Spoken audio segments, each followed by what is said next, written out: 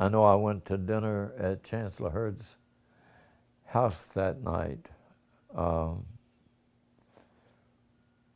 with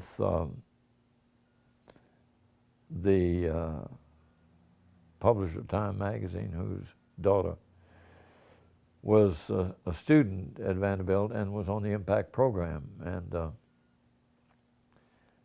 in the middle of dinner, I got a telephone call from the newsroom, and they said a riot had broken out in North Nashville, and that we had a photographer, Bobby Johnson, whose radio had gone out, and they were worried about him. And so I came back in and said, I'll have to excuse myself, Chancellor, and I have to go to the office. There are problems. And while I was making sure, a Time publisher said, look, John, don't worry about it. We'll get your wife Dolores home. And then while I was saying goodbye and making sure that that was worked out, someone came in and whispered to Gene Heard that Alex had a phone call.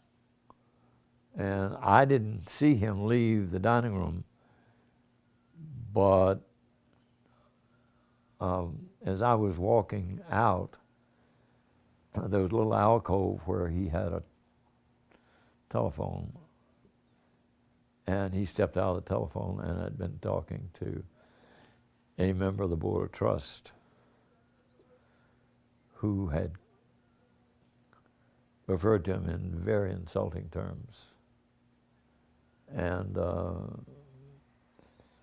by that time, television had on the air the fact that a riot had broken out in North Nashville and that Stokely had been responsible for it.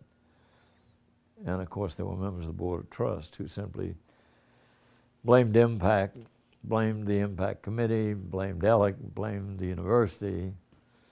And there was a major investigation launched by the Board of Trust as a result of that.